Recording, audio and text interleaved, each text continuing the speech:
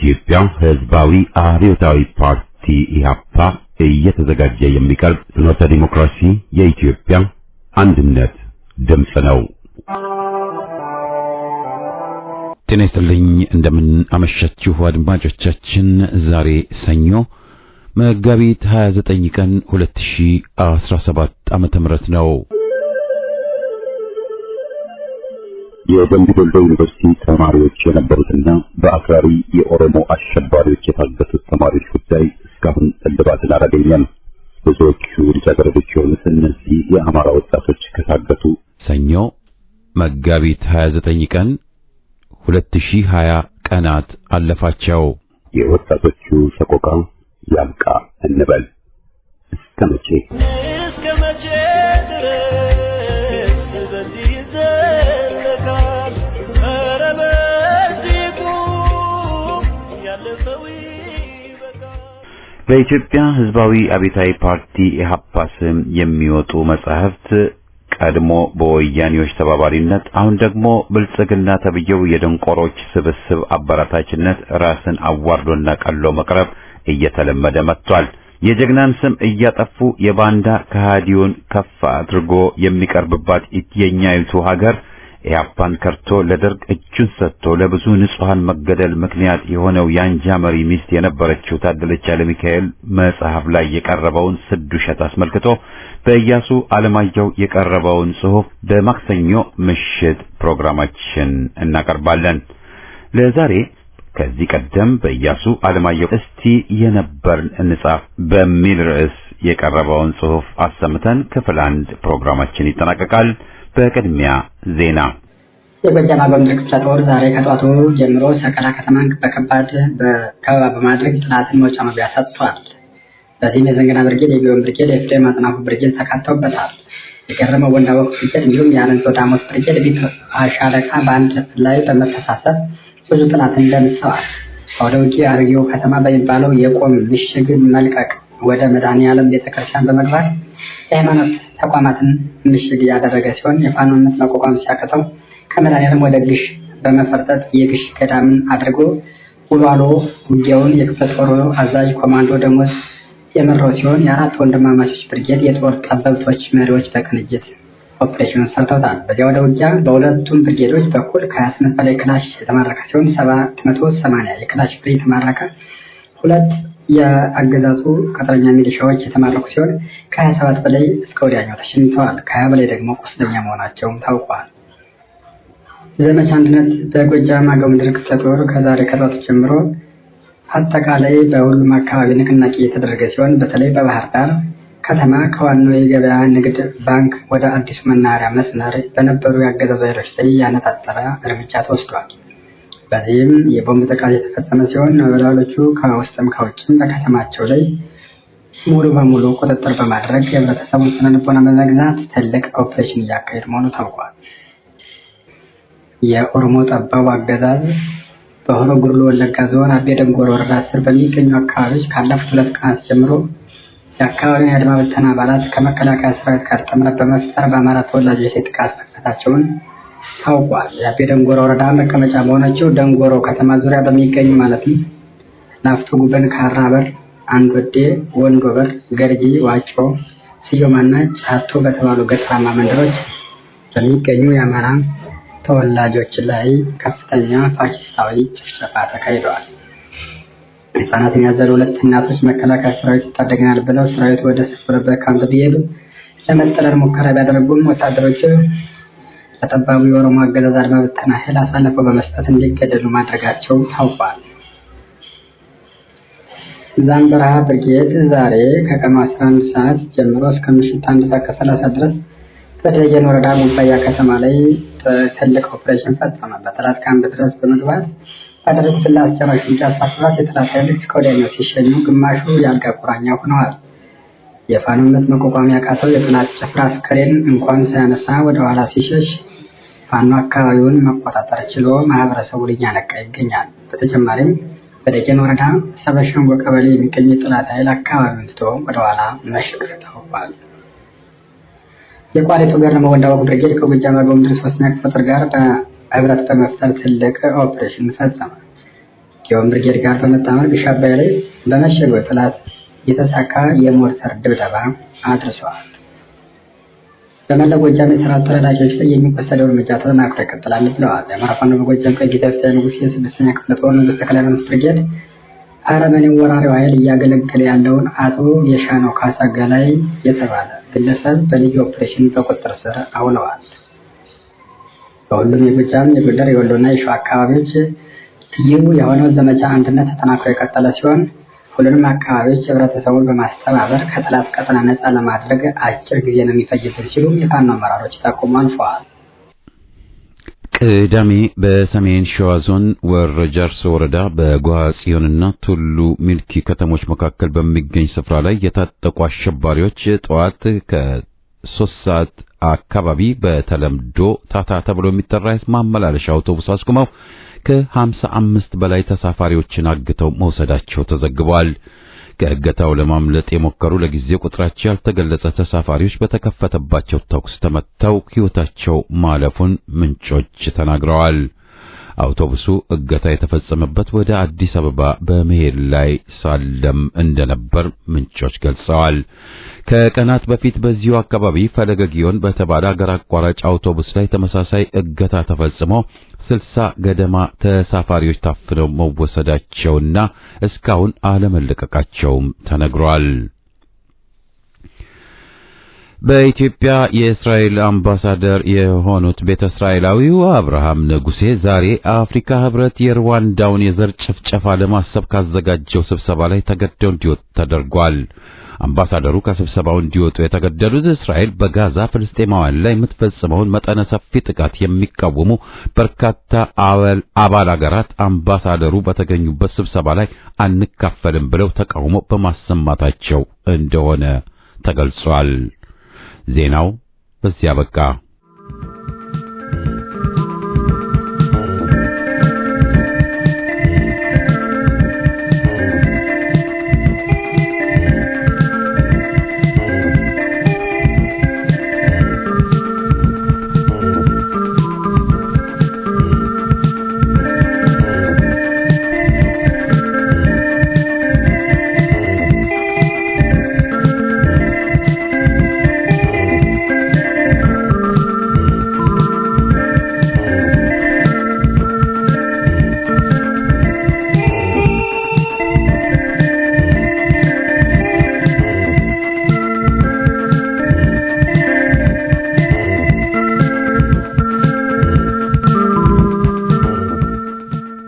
ለአይሆን ጊዜ ማጥፋት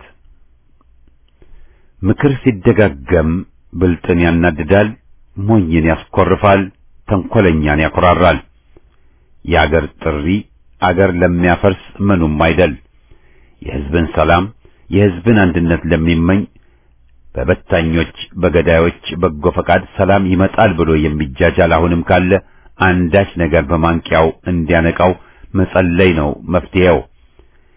የሚፈልገውን ሰጥተህ ወደምትፈልገው ወስደህ ጣለው የሚለው የኮሎኔሉ ግልብጥ ጥቅስም ሆነ አግባብተንም አቂለንም የምንፈልገውን ለማሳካት እየሰራን ነው የሚለው የእብሪት ቃል ግቡ አንድና አንድ ብቻ መሆኑን ከዛሬ በላይ አስተማሪ ጊዜ ይመጣል ብሎ መጠበቅ መጨረሻውን ላለማየት መፈለግ ነው።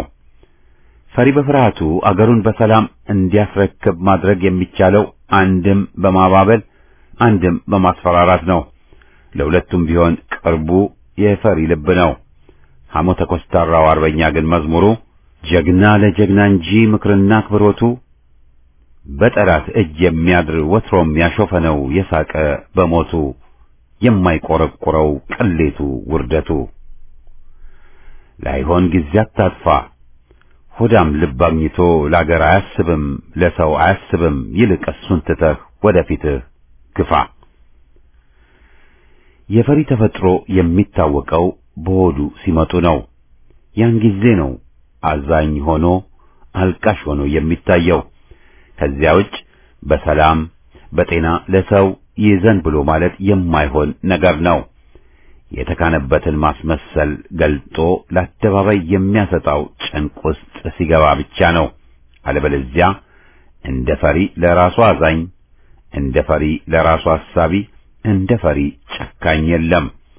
የሚቆጨው ከሰው ሲነጥቅ አይደለም፣ የሚቆጨው ራሱ ሲነጠቅ ነው። ያም ቢሆን በልምጥሙጡ ጠባዩ ለምኖ ተለማምጦ ሊያደር ይሞክራል እንጂ የቁጭት መንፈስ ሲያልፍም አይነካው።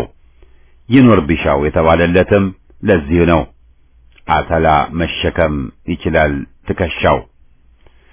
የበቁ የሃይማኖት ሰዎች መጪውን አደጋ አስቀድመው ተናግረው ሳይጨርሱ ነው የኮሮና መቅሰፍት ዓለምንም እኛንም ያጠቃል።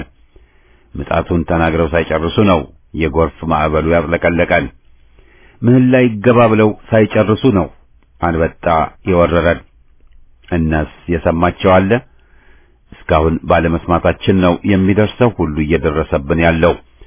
ባለመስማት ከነኃጢአታችን መቃብር እንውረድ። ይህ ጉዳይ አገር ውስጥ ያለውን ብቻ የሚመለከት መስሏችሁ እንዳትጃጃሉ። የትም ያለህ የትም ኢትዮጵያዊ ደምህ በሰይጣን ይፈለጋል። በማንነት እንድትታደን ከምድረ ገጽ እንድትጠፋ በሚዶልቱብህ የራስህ ሰዎች እጅ እንድትወድቅ ተደርገሃል። መውጫህ መንገድ አንድ ብቻ ነው። ልክ እንደ ጥንቱ አባቶችህ እምቢ ለነጻነቴ እምቢ ለመብቴ ብሎ መነሳት ብቻ። አዋዦችህ እጃቸውን እስኪያፈረጥሙ ነው የሚያባብሉህ። ወገን አይደለህም ካሉህ ውሎ አድሯል። በተግባርም አሳይተውሃል። የብሔረሰብ ግጭት ለማስመሰል ኦሮሞን የደገፉ አማራን የነቀፉ ይምሰሉ እንጂ ለሁሉም ሳይሆን ለራሳቸው ሀብት የሚሰሩ ናቸው። ወያኔዎች ሲተክሉ የኖሩት ካምፓኒ ሁሉ ዘርፈው ለራሳቸው አደረጉ እንጂ ለትግራይ ሕዝብ እድገት አላዋሉትም። ቤታቸውን ሰሩበት፣ ባንካቸውን አዳበሩበት፣ ልጆቻቸውን ዘመዶቻቸውን ውጭ አገር ልከው አስተማሩበት። በውጭ አገር ቤት ገዙበት፣ ታከሙበት፣ ሁሉንም አደረጉበት። የትግራይ ገበሬ ግን እንደ ልብ ሕክምና እንኳን አያገኝም።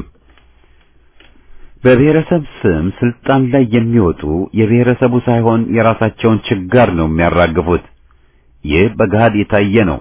ለምን ይመስልሃል የኦሮሞ ነጻ አውጪዎች ነን የሚሉት በሙሉ ዛሬ እርስ በርሳቸው የተናቆሩት? ገና ለገና ስልጣን ይገኛል ተብሎ እርስ በርሳቸው ሲጠባበቁ የፈጠሩት ነው። ይህ የማይቀር ክስተት ነው። ዘረኝነት የከፋ ነው ብለው ሃይማኖቶች በሙሉ የሚጠየፉት በዚሁ ምክንያት ነው። ማቆሚያ የሌለው በመሆኑ ከሀገር ወደ አውራጃ ከዚያ ወደ ወረዳ እያለ ወደ መንደር ይዘልቃል። በአማራና በኦርቶዶክስ ሃይማኖት ላይ የተነሳው የመለስ ዜናዊ ማፊያ ግሩፕና አሁንም በቀጣይነት ያን ተቀብሎ በከፋ መልኩ አማራውንና ኦርቶዶክስ ክርስቲያኑን የሚጨፈጭፈው መንግስት ነኝ የሚለው በኦሮሞ ሕዝብ ስም ኢትዮጵያን ለማጥፋት የሚንቀሳቀሰው የውጭ ጠላቶቿ ተልእኮ ያለው ቡድን የኦሮሞ ማፊያዎች በስልጣን ላይ ተቀምጠው ነው በትብብር ሕዝቡን እያስጨፈጨፉት ያለው። ሕዝብን ገዳዩ ጨፍጫፊው የኦሮሞ ሕዝብ አይደለም። የኦሮሞ ሕዝብ አማራውን ጠንቅቆ ያውቃል። አማራውንና የኦርቶዶክስ አማኙን የሚያስገድለው በብልጽግና ፓርቲ ስም የተሰባሰቡት ናቸው። የአማራ ሹመኞች ነን የሚሉት እኮ የአማራውን መታረድ፣ የቤተ ክርስቲያንን መቃጠል አብረው ቁጭ ብለው እየበየኑበት የሚገኙ ናቸው። ስለዚህ አማራው የሚገደለው ለጥቅም በተሰባሰቡ ገዢነን በሚሉ ሰዎች እንጂ ብሔር በብሔር ላይ ተነስቶ አይደለም፣ ተነስቶም አያውቅም። ያ ቢሆን ኖሮ መች ኦሮሞ በቤቱ እየደበቀ የአማራን ሕይወት ለመታደግ ይደክም ነበር? አማራን ያስገደለው መንግስት ነኝ የሚለው የወንጀለኞች ስብስብ እንጂ ኦሮሞ አይደለም። ድል ለኢትዮጵያ ሕዝብ!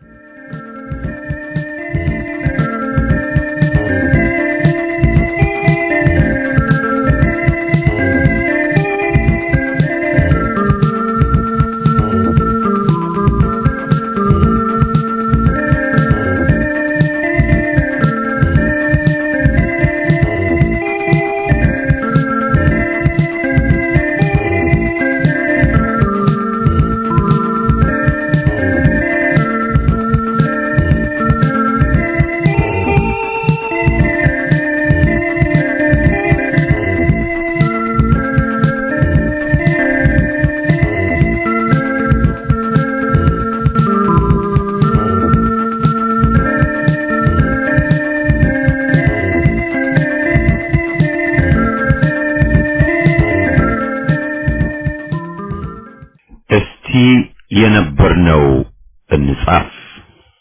የኢህአፓ ረጅም ትግል ከኢያሱ አለማየሁ። የኢትዮጵያ ሕዝባዊ አብዮታዊ ፓርቲ የ41 ዓመት መራራና ረጅም ትግል ረጅም ትዕግስትን ጠይቋል። አያሌ ፈተናዎችን ተቋቁሞና አልፎ ዛሬም ህልውናውን ጠብቆ በትግሉ ሜዳ ላይ መገኘቱ በቅድሚያ የአባላቱ ታሪክን ገርተውና ጽፈዋት ያለፉትም ሆነ በህይወት ያሉትን ጽናትና ቆራጥነት የሚመለከት ነው። ኢህአፓን ለመመስረትና መስርቶም ለማታገል በተደረገው ትግል በታሪክ አጋጣሚ ዋና ተካፋይ ሆኜ በመቆየቴ የሚሰማኝ ደስታና ክብርም ወደር የለውም። ሐቁ ይህ ድርጅት ከቶም ባልተመሰረተ የሚሉት ጠላቶች እንደነበሩትና እንዳሉት ሁሉ በአብዛኛው ከስርዓቶቹ ጋር የተያያዙ ቤዛችን ነው፣ የወኔያችን መከሰቻ ነው፣ የአገር አለኝታችን ነው፣ ድርጅታችን ነው የሚሉ ደግሞ ብዙዎች ናቸው። ስለ ተማሪው እንቅስቃሴም ሊተቹ የተነሱ ብዙዎች በእንቅስቃሴው ያልተሳተፉና ውስጡንም የማያውቁ መሆናቸውን የታዘብነው ነው።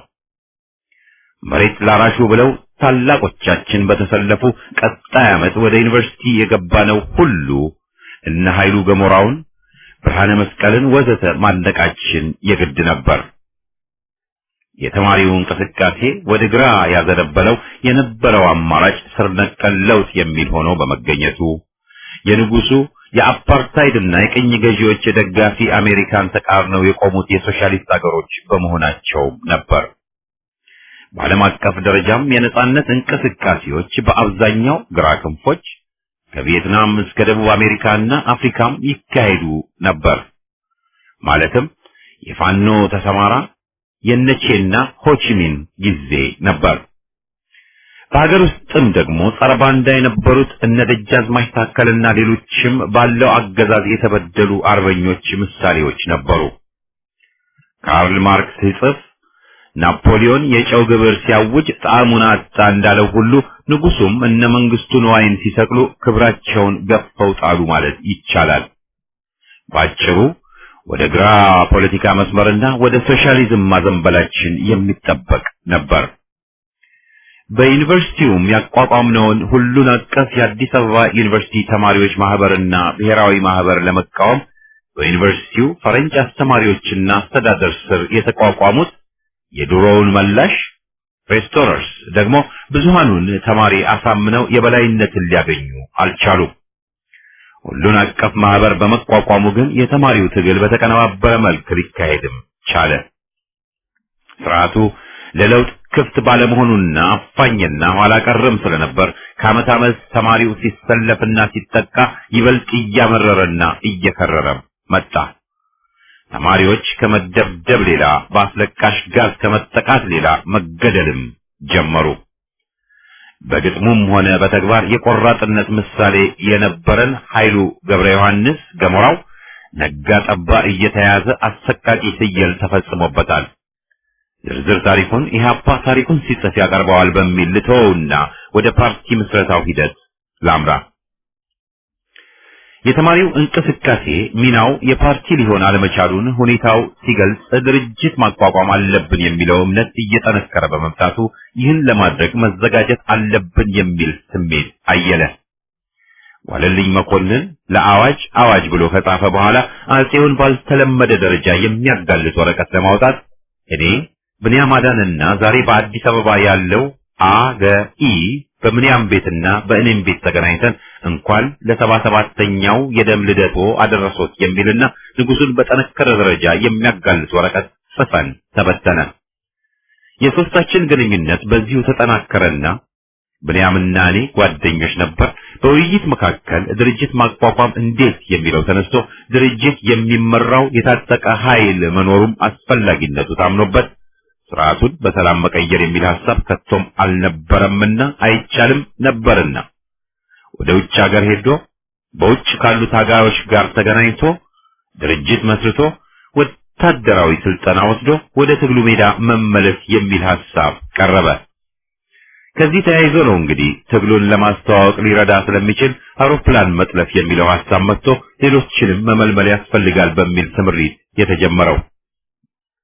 የምናምናቸውንና እነሱም የሚያምኗቸውን ጓዶች ቀርበን ስለ እቅዱ ስናካፍላቸው ብዙዎቹ እሺ ሲሉን አይ አይሆንልንም ያሉንም ነበሩ። ግን የሚያጋልጡን ከቶም አልነበሩም፣ አላጋለጡንም። ለጥቆ ያለው ትረካ በዚህና ዛሬ የሚቀርብ አይደለም። ለማንኛውም ጠለፋው ተሳክቶ ሱዳን ደርሰን በሱዳን ስንታሰርና የነበረው ሁኔታ ራሱን የቻለ ታሪክ ነው። በዚህ ቦታ መጥተው የጠየቁን አንድ ስደተኛ ኢትዮጵያዊና ኪዳኔ የሚባል የጀብሃ አባል በራሱ ድርጅት የተገደለ ብቻ ነበሩ። ታሪክ ለማሳጠር እኛ ከሱዳን አንወጣም ስንል ሱዳን ደግሞ ከንጉሱ በኩል ተጽዕኖ ስለነበረበት ውጡ የሚል አምጥቶ ጭቅጭቅ ተጀመረ። ምስራቅ ጀርመን ሂዱ አሉን፣ እምቢ አልን። ሶቪየት ህብረት ሂዱ፣ ቻይና ሂዱ አሉን፣ አይሆንም አልናቸው። መቆየት የምንፈልገው ሱዳን መሆኑን ገለጽንላቸው። የወቅቱ ባለስልጣኖች ከጊዜ በኋላ ኒሜሪ የሚገድላቸው ተመላልሰው ቢያናግሩንም እሺ ብለን ወደ ምስራቅ አውሮፓ ወይ ወደ ቻይና አልሄድንም። በካርቱም ይደረግ ለነበር የአፍሪካ ስብሰባ ጃንሆይ አልገኝም ስላሉ ሱዳን እኛን መመለሱን ስላልፈቀደ በጸጥታ ሰራተኞቹ አጅቦ ወደ ካይሮ ሰዶን፣ ከዚያም የግብጽ የጸጥታ ሰራተኞች ተረክበውን ልንሄድ ወዳልፈለግንበት አልጄሪያ አደረሱን። ይህም ጊዜውን የሚጠብቅ ሌላ ዝርዝር ታሪክ አለው። ይህን ማንሳት የተገደድኩት አወቅን ብለው መጽሐፍ የጻፉ ድርጅቱን የምዕራብ ጀርመንና አልጄሪያ የኤርትራው ሳቤ ወይም ሌላ አቋቋመው የሚሉት ጭራሽ ሐሰት መሆኑንም ለመግለጽ ነው። ድርጅቱ የተመሰረተው ለውጥ እናመጣለን ባሉ ወጣት ኢትዮጵያውያን ነው። ከኤርትራም ሆኑ ሌሎች ግንባሮች በቅጡ ግንኙነት ለማድረግ የተሞከረው ድርጅቱ ከተመሰረተም በኋላ ነው። ስለዚህም ድርጅቱ በሻዕቢያም ሆነ በሌላ ተመሰረተ የሚባለው ጭራሽ ሐሰት ነው። የኤርትራ ግንባሮችን በተመለከተ የነበረው ሁኔታና ተመክሮ ታሪክ እስከሚዘግበው ጊዜውን ጠባቂ ነው። ያም ሆነ ይህ ግን ዞረን አልጄሪያ ገብተን ብዙ መከራ ብናይም የድርጅቱን ምስረታ ግዳጅ በመቀጠል ሀገር ቤት ካሉን ከእስር ከተፈቱ ጓዶች ጋር ጸጋዬ ደብተራው፣ ዋለልኝ፣ ጸሎተ ሕዝቅያስ ወዘተ ጋር ግንኙነት በመቀጠል ጥረቱ ተጧጧፈ። በአሜሪካ መስፍን ሀብቱ የዚሁ የምስረታ መልመላ ጥረት ዋና አካያጅ ሆኖ ሳለና አልጄሪያም ድረስ መጥቶ በሰፊው ከተወያየም በኋላ ራሱን ገደለ በመባሉ ጥረታችን እንቅፋት አጋጠመው። ሆኖም የሚቋረጥ አልነበረምና ቀጠለ። ቆይተው መኢሶን የሚሆኑትንም ለማግባባት ተጥሮ ሟቹ ኃይሌ ፊዳም ወደ አልጀርስ መጥቶ ሁሉ ውይይት ተካሂዶ ነበር። ስምምነት ግን መድረስ አልተቻለም። ደርግም አድብቶ ተለጣፊ ያላቸውንም ፈጅቷል። ድርጅታችን መኢሶን ከሆኑት ጋርም የቆየ የፖለቲካ አቋም ልዩነት ቢኖረውም ኃይሌ ፊዳ አልጄሪያ መጥቶ ብንወያይም ልንፈታው ያልቻልነው ልዩነት በአዲስ አበባ ተስፋዬ ደበሳይ ድርጅታችንን ወክሎ ኃይሌ ፊዳም ድርጅቱን ወክሎ ውይይቶች ተካሂደው መኢሶን ሂሳዊ ድጋፍ የሚለውን ድርጅታችን ባለመቀበሉ መስማማት አልተቻለም። ሆኖም ግን ሁለታችንም በያዝነው ልንቀጥል ግን ላንጎዳዳ ተብሎ የነበረውን አፍርሰው ለቀጣዩ ሽብር መንገድ ከፋችና ተባባሪ ሆነዋል። የደርጉ አጫፋሪዎች ዛሬ ደርግ ኃላፊነት የለውም የተዋጉት ሁለት ድርጅቶች እርስ በርሳቸው ነው የሚለውን ልብ ወለድ አረመኔው መንግስቱ ቢደጋግመውም ጸያፍ ልብ ወለድ ነው። ኢህአፓ በረጅም የትግል ታሪኩ ብዙ ውጣ ውረድ ተፈታትኖታል። ይህ ደግሞ የሚጠበቅ ነው። ትግል የፎገራ ሜዳ አይደለምና በበኩሌ የድርጅቴን ብርታትና ጽናት የማከብረው በድሉ ብቻ ሳይሆን ቀውስና ችግር ሲመጣበት ሊወጣ በመቻሉ ነው። በድርጅቱ ታሪክ የመጀመሪያው ችግሩ ምስረታውን እውን ለማድረግ ያደረገው ትግል ነው። የወቅቱን ሁኔታ የማያውቁ ያኔ በ1964 ዓመተ ምህረት ሁሉም ለትግልና ለመደራጀት ዝግጁ የነበረ ይመስላቸዋል። ሐቁ ግን ይህ አልነበረም። ወጣቱን ከትግል ለማራቅ አሜሪካና ስርዓቱ ታግለው ብዙዎች ፓርቲ ሲባሉ ጭፈራ ይመስላቸው ነበር። ይህ ችግር የየካቲት አብዮት አስወግዶ ወጣቱ በብዛት ተስተካክሎ በሀገራዊው ትግል ተካፋይ ሆኖም መስዋዕትነትን ከፍሏል። ድርጅቱ ከተመሰረተና ትግሉን ማፋፋም ሲይዝ ሌላው ችግሩ ቀይ ሽብር የተባለው አረመኔ ጭፍጨፋ ነበር። ይህን ግፍ ደጋፊና አጋዥ ሆነው የመጡት የብርሃነ መስቀል አንጃዎች ደግሞ ሌላ ድርጅቱ ላይ የመጡበት አጥፊ አንበጣዎች ነበሩ። የነ ብርሃነ መስቀል ጌታቸው ማሩ አንጃ ድርጅቱን ይህ ነው በማይባል ደረጃ ቢጎዳም ድርጅቱ ይህንን ተቋቁሞ ትግሉን ለመቀጠል መቻሉ ትልቅ ድል ሆኖ ይገኛል። ቀጣይ አንጃዎችም እስከ ዛሬም ቢሆን የመጀመሪያውን ጎዳናና ጫጫታ ተከትለው ድርጅቱን ሊጎዱና ሊያጠፉ ቢጥሩም ድርጅቱ ተቋቁሟቸው ህልውናውን ጠብቆ አለ። በዚህ ሁሉ ትግል ተሳትፌ አንጃን ወያኔ እንደሚለው በማምከን ወይም እኛ እንደምንለው ከጥቅም ውጭ በማድረግ ከጓዶች ጋር ሆኜ በመሳተፌ ደስታ ይሰማኛል። አንጃነት ብተና፣ አንጃነት ክህደት ወዘተ አገዛዞች ካደረሱብን ጉዳት ያላነሰ ጥቃት አድርሰውብናል። ግን እነሱ ከሰሙ እንጂ ድርጅታችን ከቁስሉ አገግሞ አለና እንዳለ ነው። ለምንና እንዴት ስንል ደግሞ የአባላቱን ጽናትና የመስመሩን ትክክለኛነት የሚጠቁም ነው። ይህ ደግሞ የተወሰኑ መሪዎች ስራ ሳይሆን መላ አባላቱ ህዝባዊ ቃል ኪዳኑን አክብሮ መገኘቱን የሚመለከት ነው ብዬ አምናለሁ። ከወያኔ ጊዜ ወዲህ በርካታ መጽሐፍት ስለ ኢህአፓ ሳይሆን በድርጅቱ ላይ ተጽፈዋል። ለማውገዝና የሐሰት ዘመቻ ለማድረግ የነበርነውና እናውቃለን የምንለው እነዚህ ወያኔ የሚያዳንቃቸውን ስናነብ ንዴት ሳይሆን የሚመጣብን ሳቅ ነው። በግሌ ደረጃ ኤርትራዊ መሆኔ፣ ብዙ ሚሊዮን ከድርጅቱ ዘርፌ የምንደላቀቅ መሆኔ፣ ጓዴን ጸጋዬ ደብተራውን ለወያኔ አትርቀቁት ብዬ መምከሬን ወዘተ ወዘተ አንዱ አውቃለሁ ባይ የደርግ አረመኔ ባሳተመው መጽሐፍ በአዲስ አበባ ተገኝቼ ያውም ከመኢሶን ዋና ካድሬ ጋር መንግስቱ ይገደል ብዬ ማጽደቄን ሁሉ ጽፏል። ከኔ በላይ ማለትም ግለሰብ ነኝና ድርጅቱንም ሀገር ሸጠ፣ አስገነጠለ፣ ለሻዕቢያ አገዘ፣ ከሶማሊያ ጎን ተሰለፈ ወዘተ በሚል አያሌ የሐሰት ክሶች ወርደውበት ዛሬ የአገሩን ታሪክ ለማወቅ የማይጠር ትውልድ አባሎች ይህንኑ እንደ አቡነ ዘበሰማያት ሲደግሙ እያዳመጠን ነው። ሐቁ ይነገር ከተባለ ግን ወያኔ ትግሌ ለመገንጠል ነው ብሎ ሲነሳ ማን ተቃወመው? ታገለው? ሻዕቢያ ኤርትራ የኢትዮጵያ ቅኝ ግዛት ናት ሲል ማን አልያለው? ወያኔ በባዕዳን ድጋፍ ለስልጣን ሲበቃ ማን ታገለው? ማን ግን ተቆለቆለለት? ሲሶ ኢትዮጵያን የምዕራብ ሶማሊያ አካል ነው ብሎ ማን ሞቃዲሾ ፈረመና ተጠቀመ? ማንስ አሻፈረኝ አለ? ማን የኢትዮጵያን ሕዝብ ለዘመናዊ ባርነት አሳልፎ ሸጠ? ማን ግን ጠላን ደገፈና አገርን ጎዳ? ማን ሕዝብን ከፋፈለ? ወዘተ ወዘተ መሰረታዊ ጥያቄዎች ሲነሱ መልሱ በጣም ግልጽ ነው። ታሪክን መፋገን ልምዳቸው የሆነ የሚሉትን ነጋ ጠባ ማስተባበሉን ባንፈልግም በተቻለ መጠን ግን በየጊዜው ምላሽ መስጠታችን አልቀረም። በበኩላችን ብዙውን ጊዜ በዝምታ የምናልፈው ሐቁና መልስ ጠፍቶን ሳይሆን ወደ ዋናው ጠላት ላይ ብናተኩር ይበጃል በሚል ነው። ዛሬ ባለንበት ሁኔታ ደግሞ ሐቁን ማቅረቡና እገሌ ማለቱ አይጠቅምም ብለን ዝምታን መርጠናል። በበኩሌ በትግልና በኢህአፓነት ያሳለፍኩት ረጅም ዓመታት ብዙ ምስጢሮችንም የማወቅ ዕድል ሰጥቶኛል። ድርጅቱ ይባል ይነገር ሲል ሁላችንም የምንናገረው ይሆናል።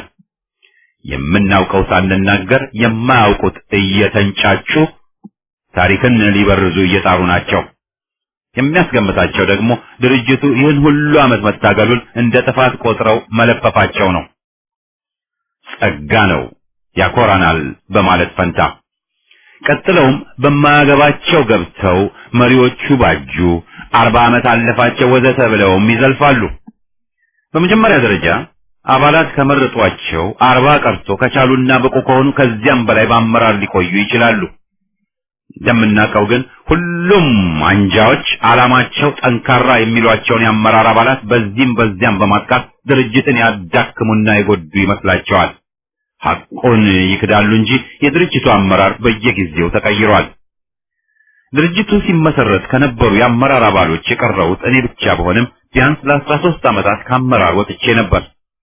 ዛሬ ያለው የድርጅቱ አመራር የ41 ዓመቱ አይደለም። በየጊዜውም ሲለዋወጥ የመጣ ነው። አልፎ ግን የድርጅቱን አመራር ሰያሚ አባላት ሲሆኑ ሌላው ምን አገባው ብንልም አግባብ ያለው ይሆናል። ድርጅቱ ግን ሊያፈርሱት የቃጡትንም ሞት ለኢህአፓ ብለው የጮሁትንም ምህረት አድርጎ አቋቸው እንደነበር እነሱ ግን ያዳቆናቸው ሰይጣን ገደል እንደከተታቸው የሚታወቅ ነው። በኢህአፓነቴ በበኩሌ በጣም እኮራለሁ። የዚህ ድርጅት አባል ባልሆን ኑሮ ሕይወቴ የባከነ ይሆን ነበር ብዬም አምናለሁ። የአፄውን ስርዓት ለመጣል በተደረገው ትግል መሳተፍ የሚያኮራኛል። ብዙዎች ሲያንቀላፉ የግንጠላ አቀንቃኞችን በመታገል የህዝብ እኩልነት ግን ይከበር ብለንም በመቆማችን ተደሳሽ ነኝ። የባዕድ ወራሪዎችና በዳዮች ያኔም አሁንም መቃወሜና የድርጅቱን መስመር ማስከበሬም ተገቢ ነው ባይ ነኝ። ኢህአፓ አንዴም ቢሆን ለድርጅታዊ ጥቅም ሲል የሀገርን ጥቅም አሳልፎ ባለመስጠቱ እንኳንም ኢህአፓ ሆንኩ እላለሁ። ይህን በተመለከተ ደግሞ ብዙ የምንለው ቢኖርም ጊዜውን ይጠብቅ ብዬ የማልፈው ነኝ። ምድረ አንጃና በታኝን ከሃዲና ባንዳንም አምሬ መታገሌ የድርጅቴ ግዳጅ ነውና ዛሬም ነገም ብቅ የሚሉትን ከሃዲዎች አቅሜ እስከፈቀደ እታገላቸዋለሁ። ዋናው ጉዳይ ግን የኔ ታሪክና ማንነት በኢህአፓ ትግልና ታሪክ የሚገለጽና የሚመዘን ነው። ትግልን የማያውቁ ትግል ማለት ድሎት ይመስላቸዋል።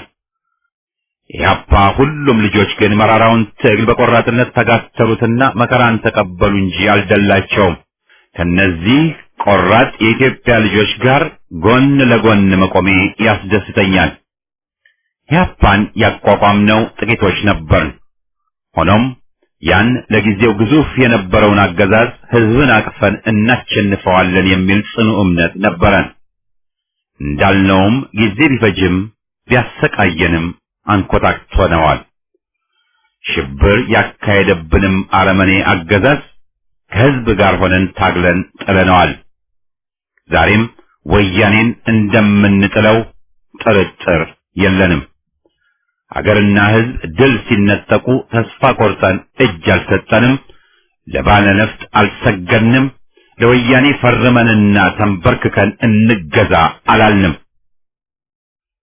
ድርጅታችን ሲጠቃና ሲጎዳ ታግለን አንሰራርተናል እንጂ ተስፋ ለቆረጠና ወኔ ለከዳው በታኝና እንጃ ሰለባ አልሆንም። ጀግና በመከራ ወርቅ በእሳት ይፈተናልና ከባድ ፈተናዎችን አልፈን ዛሬ ውር ውር የሚሉትንም ኢምንቶችንም ንቀን ዘግተናል። ትዕግስቱና ጽናቱ አለን። ተመክሮ ሐቅና የአገር ፍቅርም አለን። ጠላትና ቅጥረኞቹ ሁሉ ይበሳጫሉ፣ ያራሉ እንጂ ፍንክች ንቅንቅ አንልም። አክራሪ ለሚሉንም አዎ በሀገራችን ጉዳይ አክራሪ ነን እንላቸዋለን። በበኩሌ ከ17 ዓመቴ ጀምሮ ለኢትዮጵያ ለተነሳ ትግልና ከዚያም ድርጅት ውስጥ ሆኜ መታገሌን ምንኛ እድለኛ ነኝ ያሰኘኛል። ዝርዝር ታሪክ ጊዜውን ይጠብቅ። ረጅም ዕድሜና ድል ለኢትዮጵያ ሕዝብና ለኢህአፓ።